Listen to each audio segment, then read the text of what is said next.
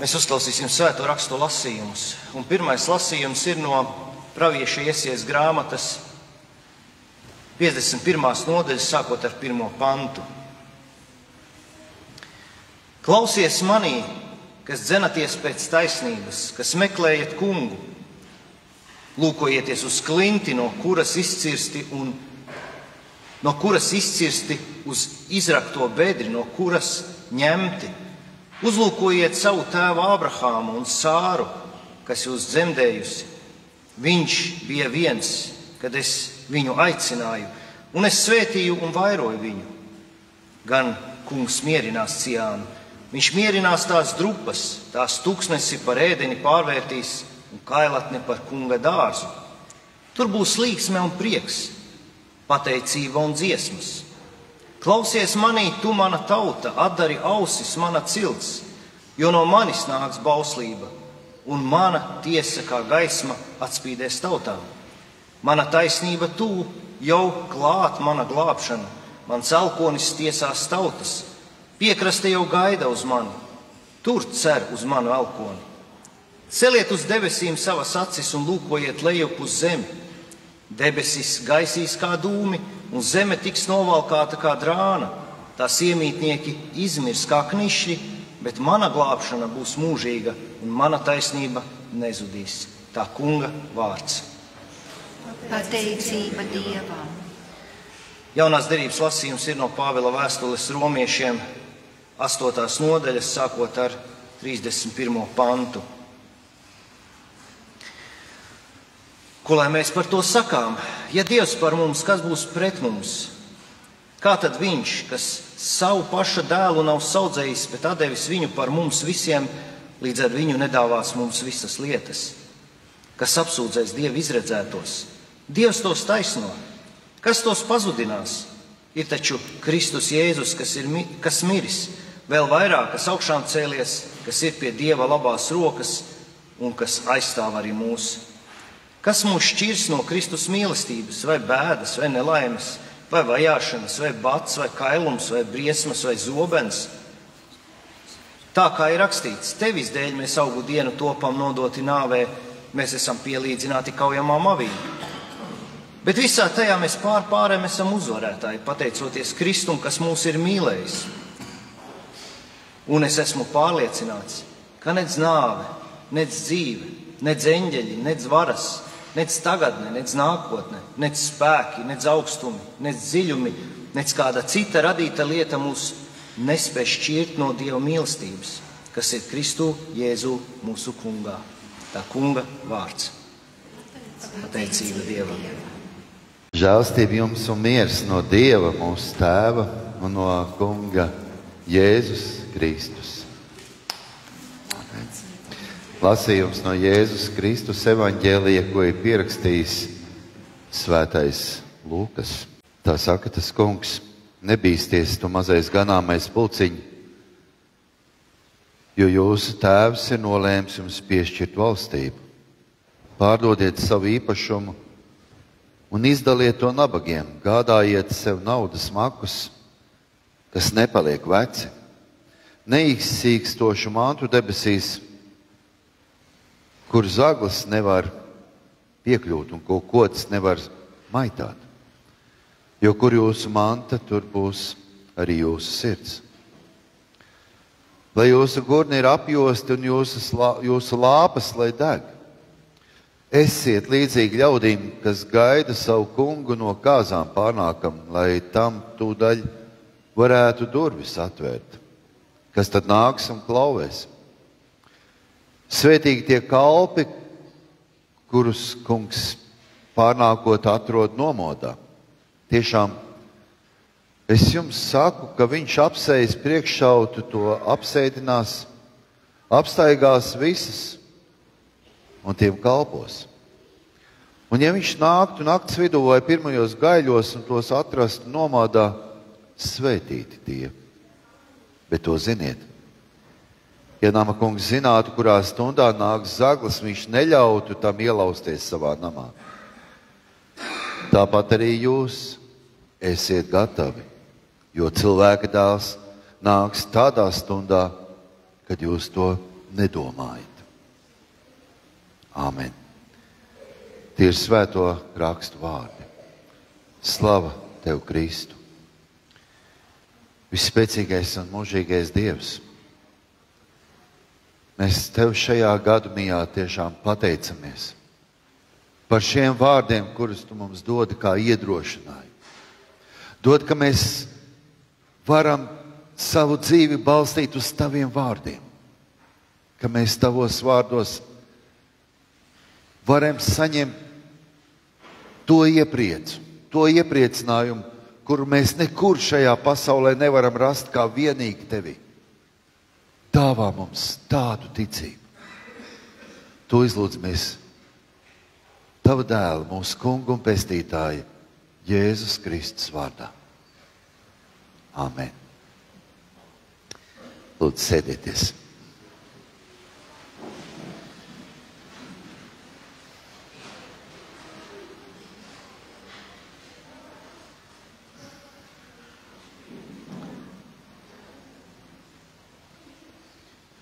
Man šajās pāris nedēļās, zinot to, ka man šajā gadu mijā būs jāsprediķo jums, mīļie, es daudzreiz pārlasīju šo svēto rakstu vārdus, un, ja godīgi sakot, man vairāk kā nedēļa bija tāds kā pilnīgs tukšums. Es nesapratu, par ko runāt. Es nesapratu, kas ir tas, par ko Dievs grib mums šodien ko teikt īpaši.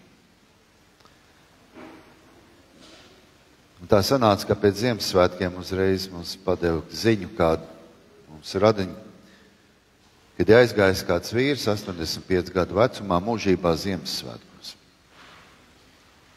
Vakar bija izvadīšana, bērs. Un, ja godīgi, vēl līdz pat šim rītam man īsti līdz galam tā pilnīgi skaidrs nebija, ko Dievs grib šodien tādu īpašu pateikt. Ziniet, mūsu ikdiena, mūsu dzīve bieži vien ir tik ļoti pārpildīta ar tik daudziem dažādiem notikumiem, tik daudzām dažādām, man liekas, tādām paši pa sevi saprotamām lietām. Kad reizēm tikai tad, ja satricina mūsu dzīves pamats vai pēkšņi kaut kas ir ne tā, kā mēs to gribētu, tad mēs sākam raizēties. Ja līdz tam viss ir tik ļoti labi, tad parasti jau viss ir kārtībā. Par ko tad daudz kreņķēties? Šādienas svēto rakstu vārdos mēs ieraugam Jēzus vārdus,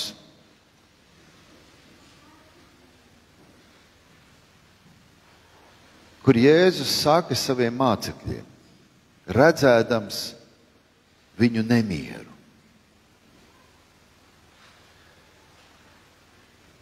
Šis gads. Kāds mums ir šis gads?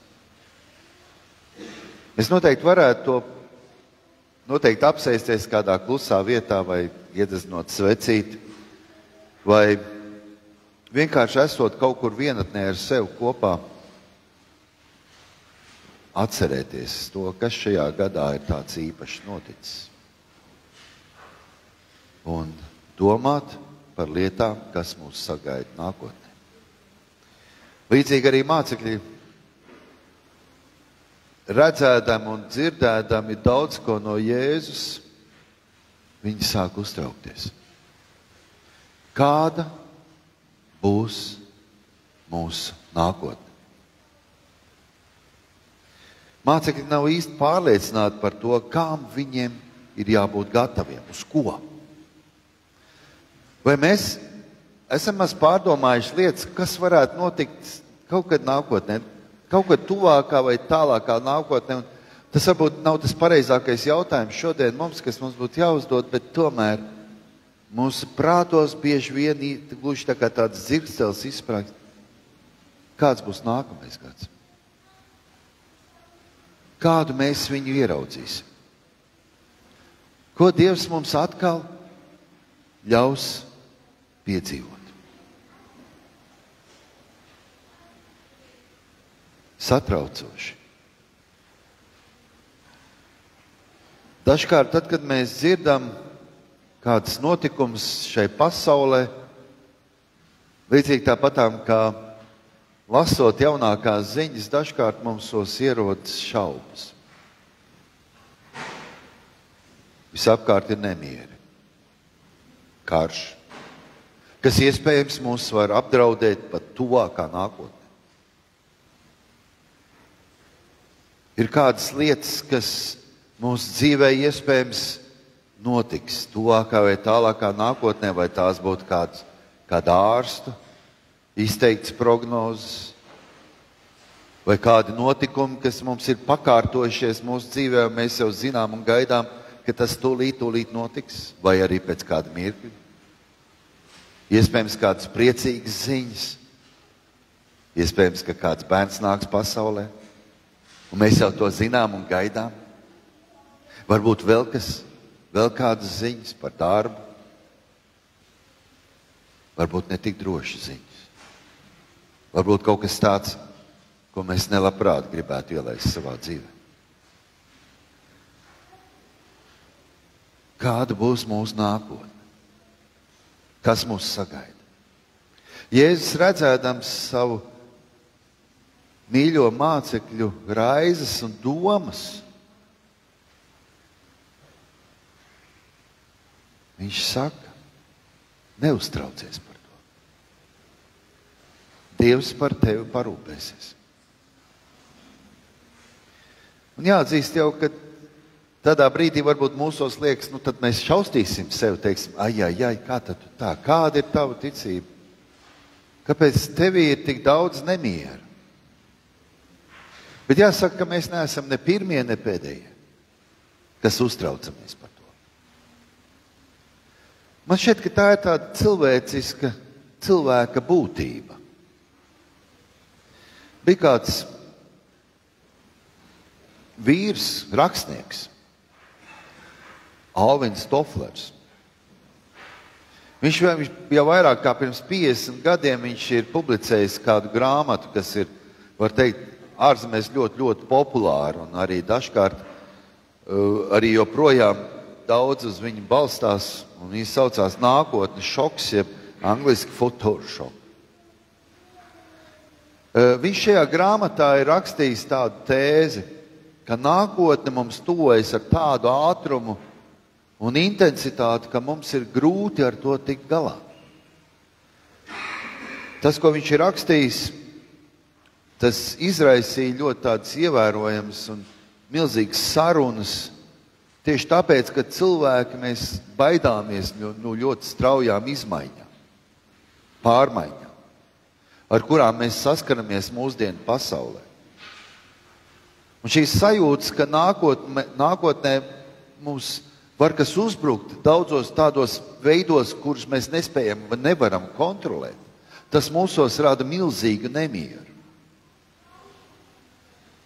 Un ticiet, tad, kad šī grāmata tika sarakstīta, tajā laikā vēl tikai, var teikt, datori bija tādā iedīgļa formā.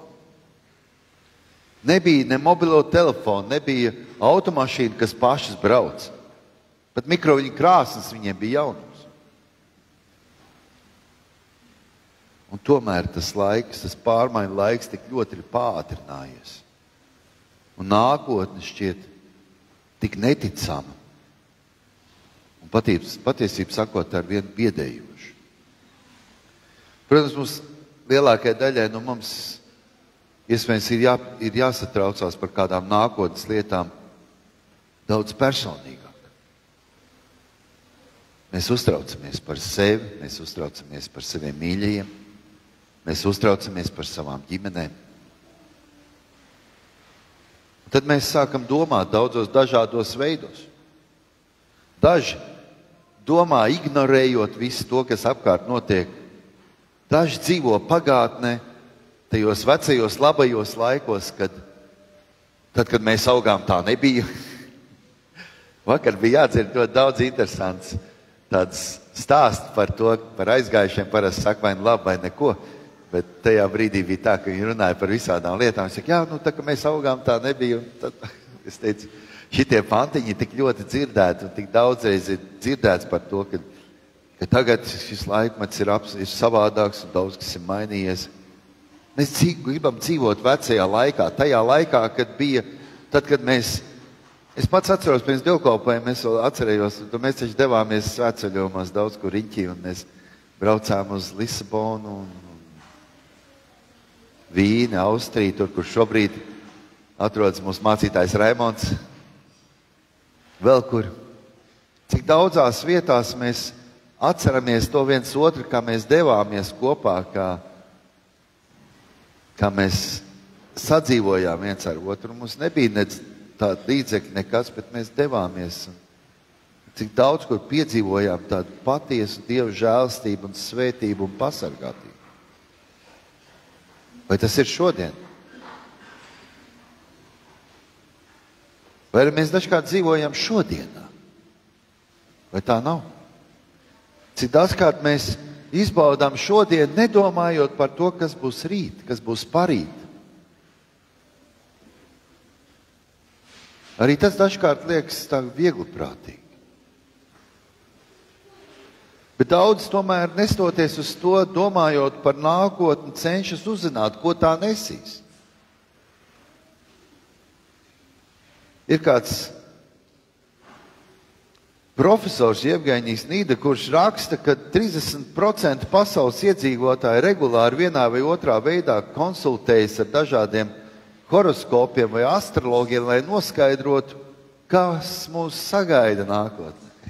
Mums pat latviešu tradīcijā ir tāda brīnišķīga lieta, kā lemt lietās laimītas. Es pats atceros savu bērnību, kad lēju ūdenī to svinu, vai kas tas bija, jā, tad skatījās tur, sveču gaismā, tur, kas tur tagad parādīsies, kas tur būs. Bet tāda ir mūsu bērnība, tāda varbūt ir mūsu dzīves pieredze, ka dažkārt mums gribās zināt, kas mūs sagaida nākotnē.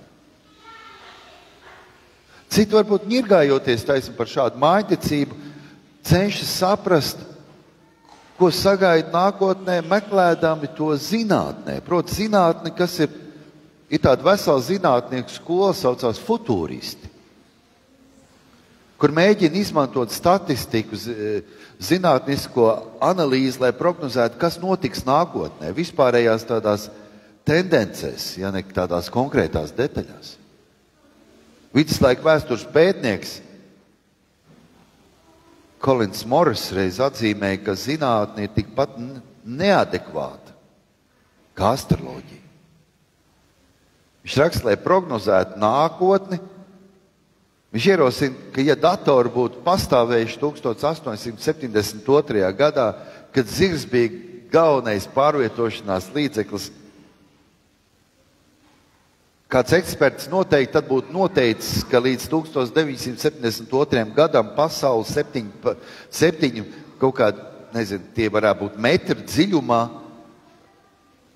visur klāt uz zirga mēsla. Dators to spēj sarēķināt. Jāatzīst, ne statistika, ne zinātnieki nevar redzēt nākotni daudz efektīvāk nekā astrologi. Jebkādi šādi minējumi vienmēr ir atkarīgi no kaut kādām tendencēm. Un tās nekad nav pastāvīgas. Un tieši tāpēc nākotne vienmēr ir neskaidra. Var būt, var nebūt. Gan izvēj kā skatoties laika ziņas, prasot Tomam Bricim, kā ir. Būs lietas, sniegs, balts, Ziemassvētki, vai vēl kas cits. Savukārt, kā mēs, kā kristieši, esam aicināti uz to visu raudzīties? Vai mums ir atbilde par bažām uz to, kas notiks nākotnē? Ziniet, šī atbilde sauc ticība. Ticība, kad jūs saprotiet, ka nav nekas cits šai pasaulē. Nav nekā cita, kam stāties pretī un kā izprast nākotni, kā vienīgi raudzīties uz Dieva prātu. Viss nāk no Dieva rokas. Gan prieki, gan bēdas, gan notikumi, arī valdības, lai vai kādas tās arī būtu. Gan dzīvība, gan nāve. Nekas mūs nevar šķirt no Dieva mīlestības, jo tāds ir Dieva prāts. Mēs kristīgā ticībā esam aicināti ar pārliecību, ar patiesu pārliecību raudzīties uz nākotni, zinot, ka mēs nevaram zināt, kas notiks mūsu nākotnē, bet varam uzticēties tai, ka Dieva prāts ir pāri visam.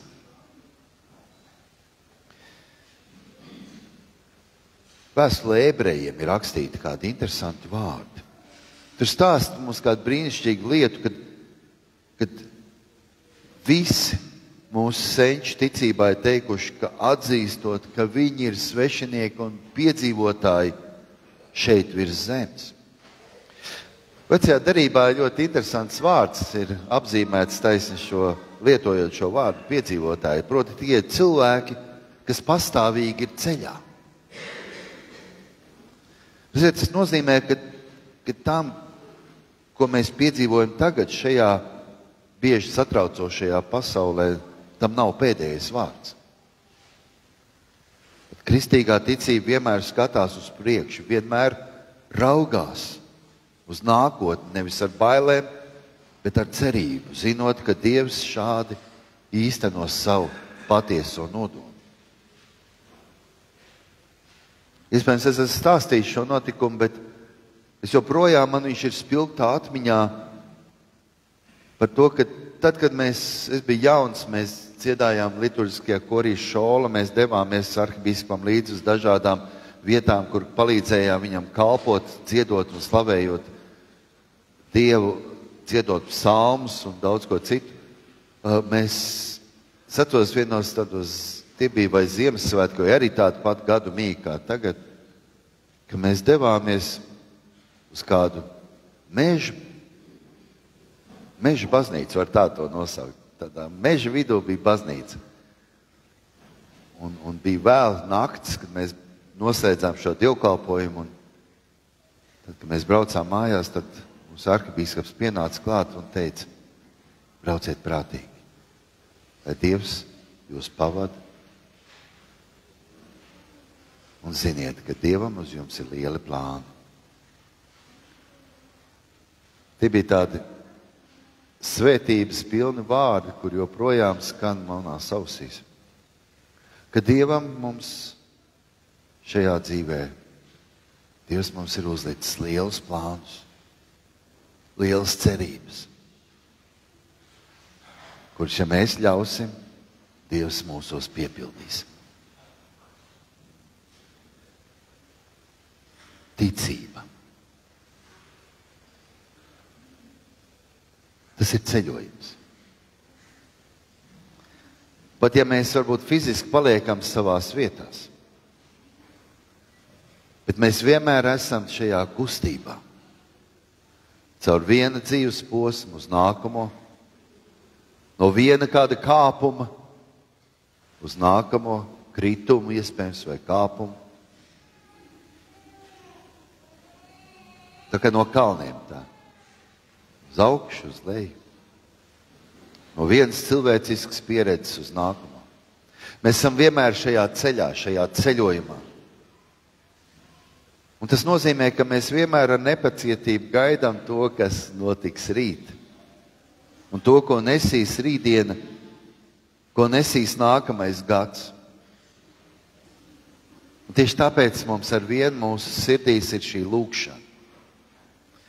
Un ir kāda lūkšana, ko es vēlētos jums arī, mīļie, šodien kopīgi arī noskaitīt. Tā skan šādi. Mīļais Kungs un Dievs, Tu esi aicinājis mūs kā savus kalpus uz dažādiem dzīves notikumiem, kuriem mēs iespējams neredzam beigas. Mēs neredzam, kā tās noslēgsies. Tu ar vienu liec mums doties pa vēl neiestaigātām takām, caur nezināmām briesmām. Dod mums tādu ticību, iziet šo ceļu ar drosmi, nezinot, kur mēs ejam, bet tikai zinot to, ka tava roka mūs ved un tava mīlestība mūs pavada. Amen. Redziet, šādi ir tā lūkšana, kur mēs esam aicināti tik viens šajā vēl gadu mijā noskaitīt, lai mēs varētu saņemt jaunu Dieva žēlastību nākamam gadam. Un ziniet, tas ved uz vēl vienu atziņu.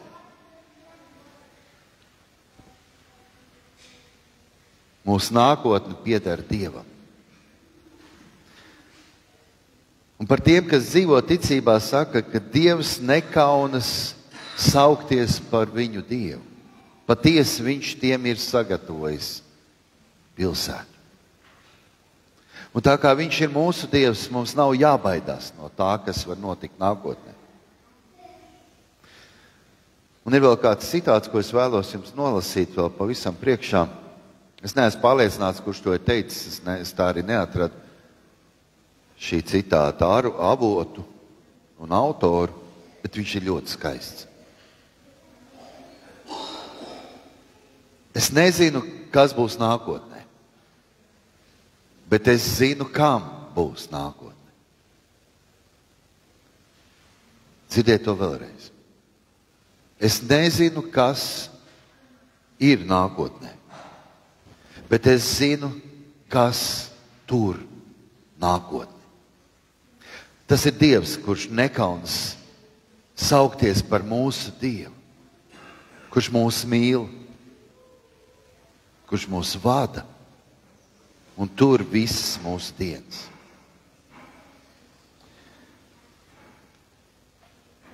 Mācekļi bija apmulsoši, viņi bija nobijušies. Viņi nezināja, kas notiks.